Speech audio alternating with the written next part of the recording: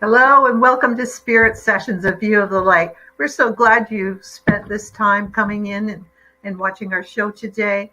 I'm here with my co-host, Teresa Warren. Bex Marie is off today, but we have someone stepping in for Bex, but he's like part of the family, the Spirit Sessions family.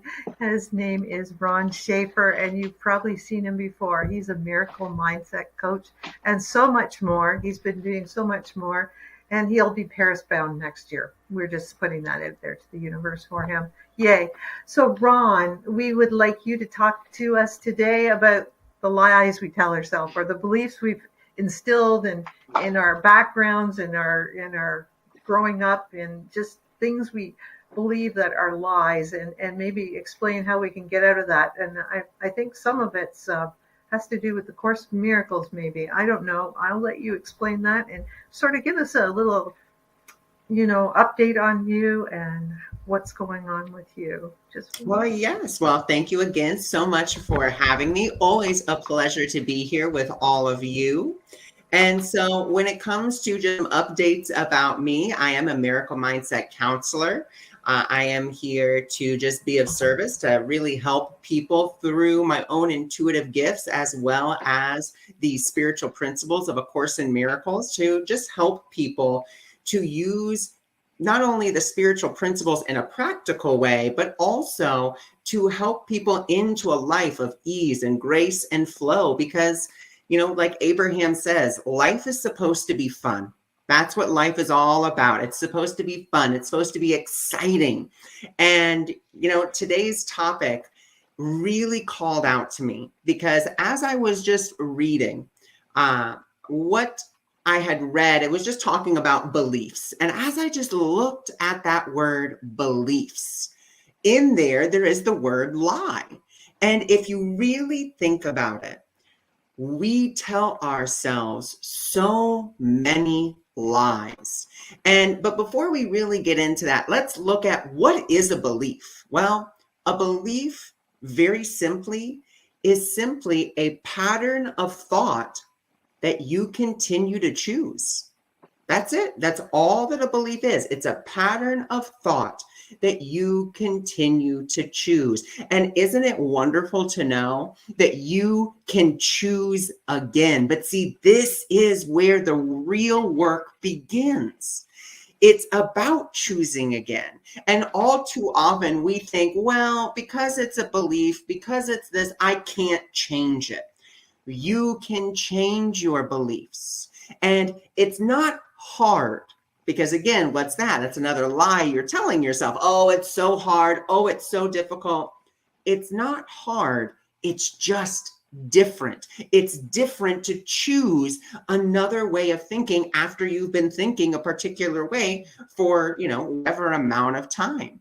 But it's not hard. It's just different. It's about focusing your awareness, and that's that light within you, focusing that awareness on another thought, on another thing. And that's why when we do affirmations or hypnosis or whatever the case may be to help us kind of reprogram our minds, sometimes it doesn't work. And the reason it doesn't work isn't because the affirmation isn't good, or not because you just can't change, or whatever the case may be. It's simply because perhaps some of the words that the person is using or that you are using, you don't believe. And that's okay, but just switch the words to what you do believe. And you can think of it in the way of like when there's subtitles on a show, it's in a different language, and you are, you're watching it, and maybe they say one word and that word in that foreign tongue, and it means, love. But then on the subtitles, it says like. It's just another word that you can then kind of transpose. And that's all that we're doing. We're just using a word that better aligns with what we want to start focusing on and start putting our awareness on, our attention on. But we have to, first of all, be willing to say, you know what? this belief or this lie that I'm telling myself is hurting me and I don't want it anymore. So we have to do something really, really important, which is not only acknowledge that, okay, this isn't helping me anymore, this is hurting me. We have to let go of the value that we have for that particular belief. And what does it mean to let go of the value? To let go of the value just means to stop putting all your focus and attention onto it. We value these lies we tell ourselves, especially the unworthy lie. Oh, I'm not good enough. I can't do this. I can't. There's a lot of I can't, or I won't, or this won't happen, that won't happen. And all of that, all that is because you are believing this lie that you have told yourself over and over and over again. Not that it's true, not that this belief can change you, but it does seem to impact the reality with that you're living in on a continuous basis. And why does it do that? Because where is the world coming from? It's coming from your beliefs. It's coming from what you believe, because our mind, like I said, is that projector. It is our awareness. It is the light. So if you put a picture in front of that light, well, all you're going to see is that projection. You're going to see that picture on a bigger screen. And that's what we've been doing. We've been believing these different thoughts and ideas for so long and putting them in front of that light, focusing on them, valuing them, and saying, yep, this is true. There's no other way to look at it. There's nothing else I can do. Life is terrible. Life is hard. This is this, that is that. But something that we can do is say, you know what? Do I really know that though? Do I really know that? Or is this just something that I have conditioned myself to continue to take as fact? And that's it. So just looking at it, but we are very apt, and this is something the Course in Miracles says, we're very apt to question the divine, to question spirit, but we hardly ever question our ego. We take what the ego says as the fact of all reality. Well, my ego said it, so therefore it's true. But you don't have to believe everything you think. I mean, there are certain things that you think that you know intrinsically. You're like, wait, this doesn't even make any sense. Why is this thought even there? Why am I coming up with this? Why am I making this story? Well, again, it's just a lot of blather from that little part of your mind that's saying, oh, you have to, oh, yes, oh, yeah, so forth and so on. And it's only talking from that place of the lies that you've told yourself, being, I'm not good enough, I'm not wealthy enough, I don't have enough, there's never enough, so forth and so on. But we have to stand up to that. We have to start questioning that and saying, okay, well, why do I believe this? Why do I keep choosing this? And is this what I want to continue to see in my life? If it's not, then great.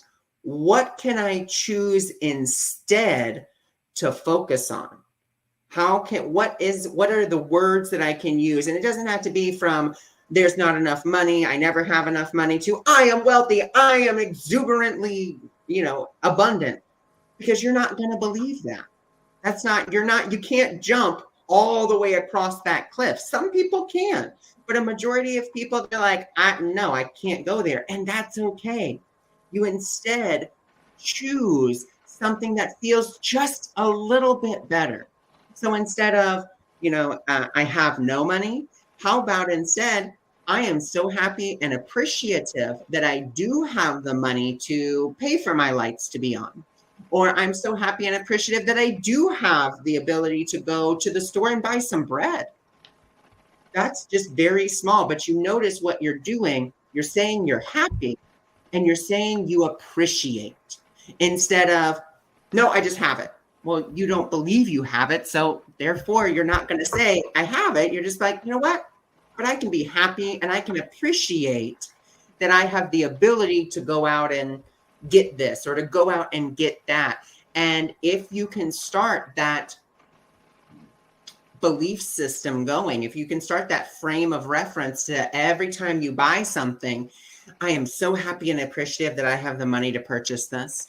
Then you can start to move to, wow, I am so happy and appreciative that not only can I buy this, but that whatever I'm buying, I'm actually so abundant that I'm paying, maybe 1/30th of someone's salary.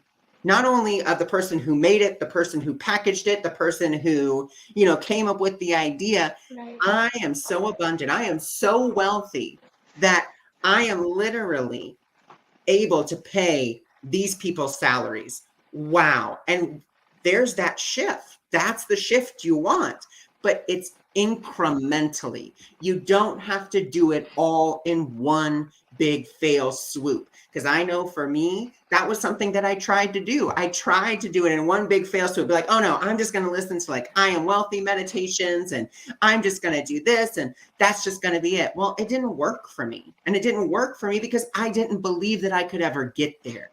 I had to look at the stories, the lies that I was telling myself about the past and saying, because a lot of our beliefs come from the past. They don't even come from the present moment. They come from the past or they come from the future. Hardly any of our stories, any of the lies we tell ourselves come from right here, right now. They normally come from, okay, well, in the past, I didn't have a lot of money. And therefore, that means I got to bring that story into the present moment. Well, guess what? No, I don't have a lot of money. And then I'm going to take that story and I'm going to bring it into the future. And guess what? Now in the future, I'm not going to have a lot of money. Why? Because I'm bringing the past, or I'm bringing that past belief, I'm bringing that past story, I'm bringing that lie with me and saying, well, this is just reality. This is what I got to deal with. Is that because of our innate ability that we fear change? Well, it's not that we actually fear change. And I love that you brought that up, because it's not that we fear change. What we fear is the unknown. What we fear is not knowing what, excuse me, what we fear is, I like to put it in these terms. Let's say you've been in a dark room for your whole entire life. And every day you step on, an object of some sort. And then let's say someone comes to that door, opens up the door, floods the room with light, right? And you're like, whoa, that light's really bright. And they say, you can come out of there and you see outside the door, you see this beautiful, gigantic space. There are tables full of fresh food and it's decorated. There's beautiful music. It seems a lot warmer like out there than it does inside your cold little dark hole. But you're so used to your little cold dark hole that you fear that anything outside of that cold dark hole is actually going to hurt you. Because you're so used to the cold, dark hole. You much rather hit yourself with that rake over and over and over again than take a step into what you do not fully understand. Because that's where that fear of change is. It is a lack of understanding of what we're going to move into. And it also brings back that lack of trust. Because again, we're very apt to question spirit, but we do not question our ego. The ego says, well, that's actually not what I'm used to, not what I see in front of me all the time. So therefore, it must be dangerous. Therefore, I must protect myself. Therefore, we're not going out there. Where spirit, on the other hand, is in a constant state of unfolding. Always unfolding. And that's why we have the ability to change our minds about things. And that's why our reality, or that's why our existence is in a constant state of what we could say is flux or change or unfolding. And I know for me, change was a very scary word. So that's why I've adopted the word unfolding, because unfolding just feels better to me. I'm just like, you know what? Life is unfolding. And whatever is unfolding is always for my benefit. I may not always be 100% clear on what that benefit is or how it's going to benefit me, but it's always going to benefit me in one way, shape, form, or another. And what a beautiful blessing. What a beautiful way to look at it. Instead of, well, things are going to change. Well, when we think about change, again, the lies we tell ourselves, we come up with this story. Oh my God, here comes change. And now I'm going to have to do this. And now things are going to do this. And oh my gosh. And, we start coming up with this story.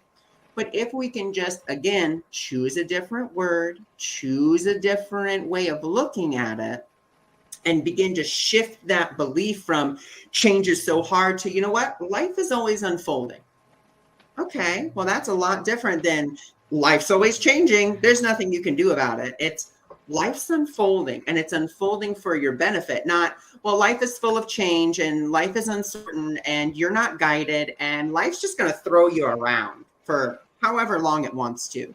Instead of, again, life is unfolding. It's unfolding for your benefit. Spirit is guiding the whole entire process. And all you have to do is be the willing participant and allow yourself to go into these different avenues of shift or unfolding in whatever way, shape, or form.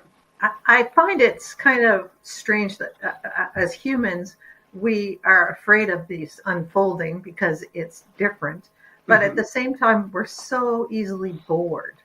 And I'm just wondering how those two positions can be reconciled. Are we bored because we want change, but we're too tired or too stuck to get up out of the same old chair or whatever? I'm just kind of, wondering why so many of us are afraid of change when we spend our lives trying to fill our heads with something that keeps us entertained because we don't want to really live what's out there. But it's exactly that. We don't want to live what's out there. We want to live in this. We want to live in the dream or in the lie that we have made for ourselves instead of living in reality, which is 1,000,000 times better than living in the dreams that we want. We have a tendency, the reason we get bored so quickly isn't because, we have short attention spans or because of electronics or because of this or because of that. We get bored so quickly simply because we're not fulfilling our purpose, which is to be in that state of constant co-creation, constantly unfolding. And so we get into this little thing that says, okay, well, here's my belief that my life has to go in this exact order in order for things to, be right. And if things aren't going in that exact order, well, guess what? My hands are now going to cross. I'm going to cross my chest. I'm going to cross my legs. I'll cross my eyes, my ears, everything else. And I'm not moving until everything works out the way I think it should.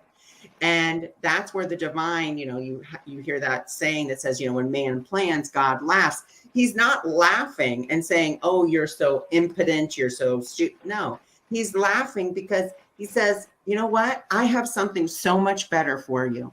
If you would just uncross one thing, I could show you the divinity, the prospects that are out there for you. But we are so ingrained in our own story and in the lies that we tell ourselves, our own belief systems, that we don't always allow the divine to show us what is truly possible. Because again, the reality that you see is based on the beliefs and the thoughts that you are constantly choosing and thinking. You have the ability in any way, shape, or form to shift or change those thoughts to something more beneficial. But again, that comes down to your ability to choose again. If you're getting bored, it's not about asking, well, why am I so bored? It's instead saying, okay, well, what's stopping me from unfolding into the next chapter of my life? Yeah. And then that would be, yeah, I'm seeing that a lot of people are bored but they're, consequently they're afraid of change, but I don't think they even look outside or even want to change one little bit. Mm-hmm. So do you have suggestions for those people? Like, what's one little baby step they can take to just sort of step forward? Is it changes in their routine, their daily routine? Like, I'm up at 7:30. I don't like to get up at 7, or no, like just changing even your your wake up and sleep schedule. Is that one of the little That things you can can do? definitely be something to help you to begin to shift from stuckness, if you will, from being stuck in the mud to really opening up your horizons to new possibilities. Because again, like you said, I want change, I want change, I want change. However, I'm afraid to actually make the meaningful shifts that need to happen to help that, to unfold in whatever way, shape, or form. So yes, changing small little things. And like you said, it is about baby steps. It's not about just jumping in full on. If you're terrified of jumping in full on, that's okay. Instead, you can take one step that still feels peaceful. That's my biggest thing. Like if you want to take a step, that's okay. And if you're scared to take a big one, that's totally fine. Then take a bite-sized step that still brings you peace. That's not going to necessarily throw you into a tizzy and be like, oh my God, I can't do this. Because guess what? I will tell you all the story of when I decided, you know what? I'm going to try online dating. And I said, oh Lord, here we go. And I was like, okay. And I had a friend of mine being like, do it, do it, do it. And I was like, I'm going to do it. So I put together a profile. I put it out there and I was like, okay, I am ready. I was not ready at all. I was absolutely terrified. And I get my first message from a first person who basically is telling me their whole entire life story, and then telling me that basically they're in an emotional codependent relationship with their caregiver, but they'll be willing to move. And I was like, okay, well, thank you so much. That was a lot. But again, why did that come to me? It came to me because my thoughts and beliefs, the lies I was telling myself was, there's a bunch of crazy people here. That's what I believed. That's what was there. And so then that's what got projected.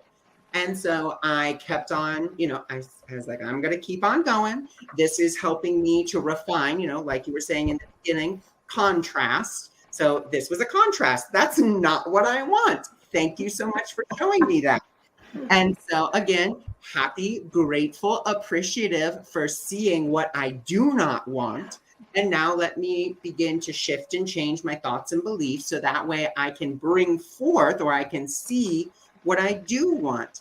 And then I started to do so, but I was still terrified. I was still scared. So I would start to see little glimmers of hope and be like, oh my gosh, okay, like normal person, not talking about, leaving, caregiving, any of this stuff. Great, wonderful. But still, because I was still in fear and not really wanting to change, not wanting things to unfold, I stopped myself from doing so, that self-sabotage that we all do when it comes to big changes like that. So needless to say, after 3 months, I got off and I was like, okay, we're done, just done. And so I had to reevaluate. And I said, okay, let's really reevaluate here. And let's just take a bite-sized step. So instead of just jumping into online dating, I instead decided and said, what feels peaceful and what feels good in a direction that I could go out and still meet people and have meaningfulness. Is something that I got very clear on. I want to have meaningful connections, not just connection, because for me, it's not hard to connect with people. I can connect with people. It's not a hard thing. It's something that comes very naturally to me, but I want to have meaningful connections that are not only meaningful to me, but meaningful to the other person as well. And so I had to get very clear on that as well and look at my beliefs around that. And then the step that came to me was go to a dance class, because that's something that I really enjoy doing. I enjoy dancing. Why do I enjoy dancing? I don't know. It's just something that I really like. I got to go to a dance class when I was younger, and it was something that really just drew me in. And so I found a local dance class. I was able to go. And the first time I go in there, again, was I still terrified? Of course I was. However, I said, you know what, but I'm going to go in here and I'm just going to go have fun. So I said, I'm here for the dance class. They said, okay. And I said, this is kind of where I am in dancing, like kind of what I remember. And so they were like, well, let's do, a salsa. And I was like, let's do a salsa. I'm up for it. We do it and we switch, we're kind of switching partners. And I get with this one lady and, we're kind of talking. She's like, I'm so sorry. I'm like, I'm so sorry. I was like, neither of us are, experts at this, so no worries. And then she was like, oh, I'm having a hard time like with this step, blah, blah, blah, blah, blah. And she finally, being with me, apparently, she felt comfortable enough to finally be like, hey, I'm having a real struggle like with this step. Could you help me, to our instructor? And so the instructor came over and helped her with the step. And, then we just kind of started talking and she was like, oh, I'm a control freak. And I was like, oh, me too, recovering control freak right here. We start talking, we go through the whole thing. And she's like, well, I'm taking dance classes here with my husband because, we're going to be renewing our vows. And I was like, oh my God, that's so great. That's so wonderful. And, just starting this conversation. And of course, going back to the class every single week, then allowed me to build a meaningful relationship where I was invited to the vow renewal of these people who I only met 5 weeks ago. But again, it was a meaningful connection, not just, okay, well, I'm here to help you just win this one instance or, whatever it is. It was a meaningful connection. And how did I do it? Because I chose to take a peaceful, smaller step instead of, I'm just going to jump into online dating and that's it. For some people, they can do that. And that's great. And that's wonderful. For me, it wasn't that. It wasn't that. And so I had to take a different route so that I could really start to get comfortable or more comfortable with having these meaningful connections instead of just, well, we connected, cool, great, whatever the case may be. We had a conversation, but like a real, not only beneficial for the person, but beneficial for me as well. So you have to, again, look at those thoughts, look at those beliefs, question those thoughts, question those beliefs. Because again, we're very apt to question the ego, we're very apt to question spirit, but we do not question our ego enough. And if we start doing that more and more, we're going to start to get more and more comfortable. We're going to start really seeing things shift and change in our lives because we can start to be like, why do I still value this? Why am I still choosing to believe that I can't dance or that I can't sing or that I can't do this or that I can't do that? Why am I still believing that? Why? Because my Aunt Jody told me when I was 5 years old that I should not quit my day job. Like, why am I going to continue to carry that with me when I don't have to, when it happened in the past or hasn't even happened yet, just based again on a past perception? Ron, do you think the Course in Miracles is a bunch of baby steps? I do believe that the Course in Miracles can be baby steps if you're willing to let go of what you think and what you think you know. If you are steadfast in thinking that there's only one way, then I don't think the Course would be for you. Because the Course says in it, it says either you will believe me wholeheartedly or you won't believe me at all. And to me, the Course was something that really called to me, not because of its religious undertones, but more because of the practical nature of the tool or of the tools, if you will, which is the 365 days of lessons that I could use. And as I was using them in everyday life, I could be like, wow, like one of my favorite lessons is lesson number 5. I am never upset for the reason that I think I am. And just saying, okay, if I'm getting upset, well, I'm never upset for the reason I think I am. I may think I'm upset because I think that I didn't get $2 off on this, but really underneath that, I'm upset because I am seeing my belief that the world is unfair and that I am treated unfairly. But that's just my own thought and belief. That's what I'm really upset about. So let me dig there and say, okay, well, I must believe that the world is a terrible place. I must believe that the world is out to hurt me. I must believe that, all of this to be possible in order for me not to get this $2 off. Do I want to continue to believe that? Do I want to continue to be in that space? No, because it doesn't feel good and it's hurting me. I don't want to hurt myself anymore. We have all hurt ourselves far too much. And we need to start really valuing and honoring not the ego aspect of us, even though that is an integral part of us. You know, it is something we made, something we created, but it's not the truth of us. We need to start valuing, honoring, and going to more of the truth of who we are. And that truth of who we are is the light, is the truth, is joyful, is happy, is ecstatic. But again, we all have, and this is a big belief that everyone has, I think, in one way, shape, form, or another, which is I can't be happy for too long. Because if I'm happy for too long, don't worry, the shit's going to hit the fan, the boot's going to drop, something bad's going to happen. I can't be happy for an extended amount of time. And even if I am happy for, let's say, a day, 2 days, there's always in the back of my mind that little lie that's playing, that little tape. You know something bad's going to happen. You know something bad's going to happen. You can't be this happy all the time. You know, and I always remember my mom saying, after my laughter comes tears. And that was just when we were acting. But I'm thinking, no, it could be just more laughing. Right. It can be, but we have to look at that lie that says, well, why can't I be happy all the time? Why can't I be in exquisite joy? Why can't I smile? Why is it that I have to only have these peaks and valleys? Why can't I just be on this ascending ride that just keeps on getting happier and happier and happier? Well, it's because there's a lie in us that says we can't be happy. You can only be happy for a little bit because you got to have a peak and then you got to go down. You got to feel bad. Why do you have to feel bad?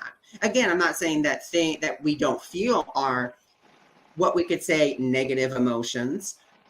However, we can examine them, we can look at them, we can feel them, and then we can let them go, because really all a negative emotion is when it rises up, again, another lie that we tell ourselves is, oh my God, this negative emotion is going to be around forever, or, and whatever the case may be.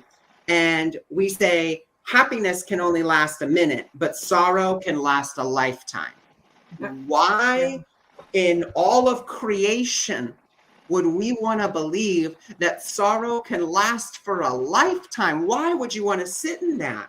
Because all sorrow, anger, all that stuff is just simply the universe's way of telling you that you are seeing yourself opposite to how the divine sees you in any particular situation. So let's take sorrow, for example. If you are sorrowful, if you are in grief, again, you feel it, you acknowledge it. There's nothing wrong with it. It's only telling you that right now you believe that you have lost love, because that's really where sadness is. If we're honest, it just comes because I believe I have lost love. I am grieving that I no longer have this love available to me. Is that true? No, love is always available.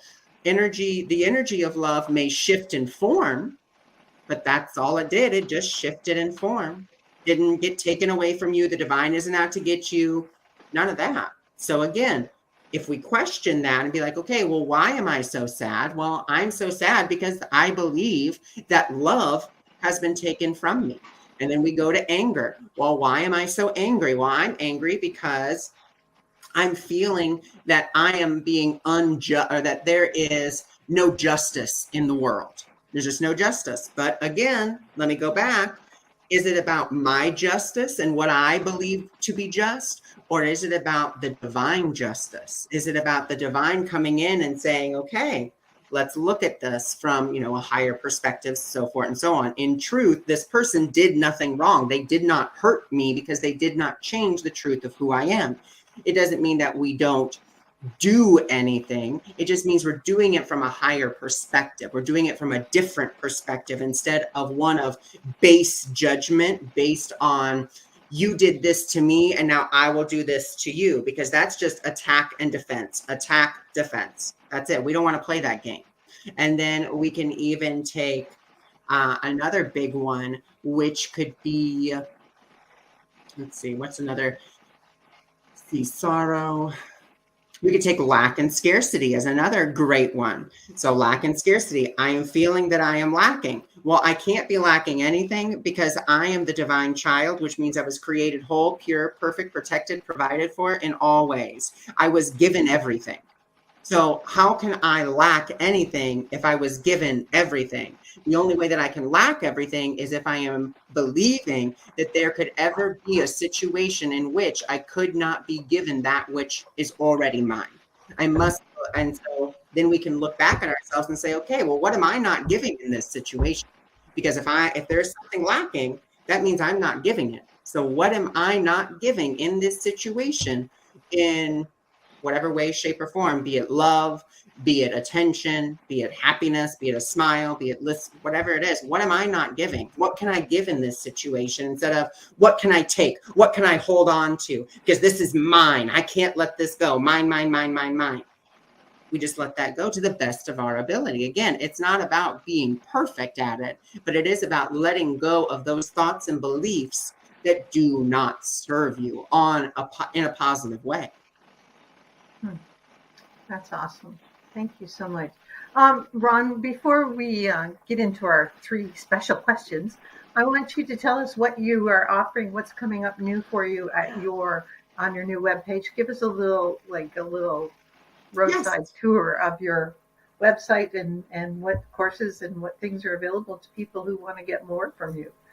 So you can always go to awakeningmiracles.org, and on awakeningmiracles.org right now I'm doing my 8 weeks of guidance course, which is an 8-week course where either you do it individually with me or we can set it up with other individuals who are also signed up, where we learn about how to tap into guidance, how to tap in to that which is always ours, because there's a lot of traditions that are all about let's just tap into guidance. But again, we're so used to listening to our guide of pain, if you will, the ego, instead of our guide of love and peace and joy. So that's what the course is designed to do, to help you tune in to that small, still voice that is within.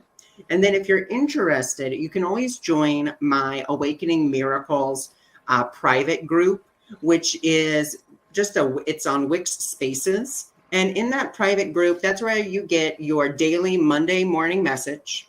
Or not daily, well, that's where you get your weekly Monday morning message. And then on Thursday, we have our Thoughtful Thursday. You get exclusive content like when I go live and I do a live Zoom reading party. And that's only for participants on my Awakening Miracles private group. So the invitation. And that's on Wix, and put the invitation in our description so people can go there and. Yes, and you can only get it there. That's the only place that I will do that free reading party. It's just on Zoom. You don't have to be on camera. You don't even have to really unmute yourself. Sometimes I'll have a special guest with me doing readings together. And so, me and my special guest will, just pick the people there at random. Everyone will get a reading. It is just a generalized reading. It is not specifics, because we do want to make sure that we do get to everyone. And I like to do those at least I would say bi-monthly. So it's every 2 months that I will set that up, get that going, so forth and so on. So if you're interested in that, you can, of course, like Rhonda said, go check out the description that has the invitation and the link and all that stuff. And that is my current offerings. So very nice, very nice. So anything else coming up that you're exploring right now? Any books or any other things that you're working on? Or? Something else that I am working on is I've been doing a lot of live reading parties, and the live reading parties is basically where I just go into someone's home and, we just kind of do readings. And it's just been a very interesting process. I've been getting more and more invitations to do that. Again, if you can't do it live, like in person, that's fine. I do offer that over Zoom as well. It's a live Zoom reading party. That's something that I offer. And then I am still in the process of working on my book, The Practical Mystic, which is just really about different ways of looking at different spiritual terms and how to apply them practically to your life. Because let's be honest, we've all heard the same tapes, we've all read the same books, we've all done the stuff, like we've heard everything, but we've never really put it into practical practice on a consistent basis. And that's what the book is really about. It's about breaking down, frequency, vibration, what does that mean? And then in terms that we can understand, and then how can I practically apply this to my life? Yeah, that would be excellent, because sometimes the words are mystifying to me. Like, what does that really mean? What are you really saying? Like, tell me how to do that. Yes. Like, that's it. Yeah, that's awesome. That's awesome. Teresa, you have some questions for Ron. Okay, Ron, since I know you're taking a dance class, I'm going to put that in there. You're dancing across the stage, and it's your turn to give a speech. What song are they playing for you? They are going to be playing "The Streets Are Made of Gold." Ooh. And how you would be shuffling, dancing, and all that, right? That would be more of that would probably come from the hip hop class. You can do hip hop. Oh my God, you're so good. That's so fun. I love that. So the next question is, what is your favorite sparkly gemstone right now? I am not currently working with any crystals right now. It's just none of them are necessarily calling to me. One that I would recommend just for people that I really started with and just fell in love with was selenite or citrine. Either one of those are really beautiful. And, both of them carry with them very cleansing and expanding vibrational frequencies. Yeah, I'm sitting over some right now. Beautiful truth. Yeah, I love you. You can't have enough selenite. I mean, it is such a beautiful, pure stone. I love it. Yes. Third question is, have you seen any extra dimensional beings or UFOs recently? Not recently. What I will, I'll share this one experience that I did have. I was doing a meditation, just my normal meditation in my room, and got to a very, still peaceful place, got very happy. And then in my mind's eye, I did see a light person, if you will, just kind of an outline of a person bathed in light, come over and just stand next to me, kind of put their hand on my shoulder. And then just, feeling the warmth from that, the happiness from that. And then it just seemed as if it was like an endless row of light people just coming in. And I was like, I had asked, who are you? And I didn't really get an answer. And I was telling my mom about it. And she was like, well, maybe it's the pentatonics. And I was like, the Canadian singing group? I was like, and she's like, the pentatonics, the people who talk through you sometimes. And I was like, pentatonics. I was like, oh, you mean the Palladians? And she was like, oh wow, yeah. But I thought that was hilarious. And then a friend synchronistically had called me. She had gotten a brand new deck. It was Kyle Gray's Gateway activation deck. Oh yeah. Love it. And she had gotten that, and she's like, I want to practice on you, and I just want to see like what comes out for you. And the card that came out was the Venusian Council, and what she had, and literally the card looked like the people in my meditation. And I was like, here it is. And then the next day I got another confirmation pulling another card from a completely different deck that also was Venus. And I was like, okay, so really beautiful. Wow. That's awesome. Yeah. That's really special. That's really cool. Yeah, all the higher love steps down through Venus to us. And Yes. So I could see what was happening to you. You're part of that connection now. It was beautiful. Wonderful, wonderful thing. But I haven't necessarily seen anything physical as of yet. That was more metaphysical, and then just given signs and symbols in the physical that yes, it really did happen, and yes, this is who we are.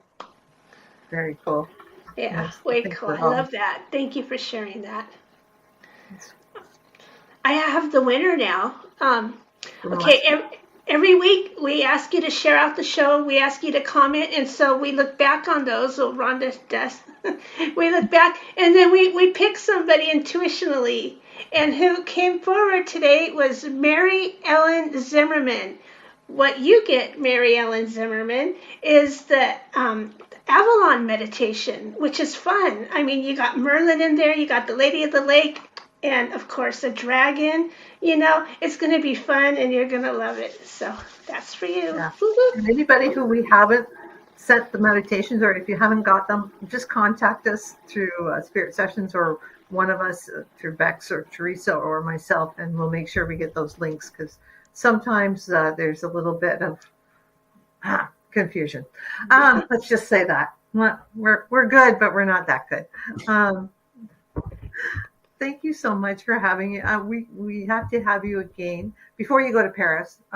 Right. I just like to tell anybody, if you are in Paris, France, and you want some readings with Ron, or you want to have a big party with Ron, Ron is available to come to Paris and do readings there in Paris. So he will do a party for you in Paris. He's happy to do several parties in Paris. Yes.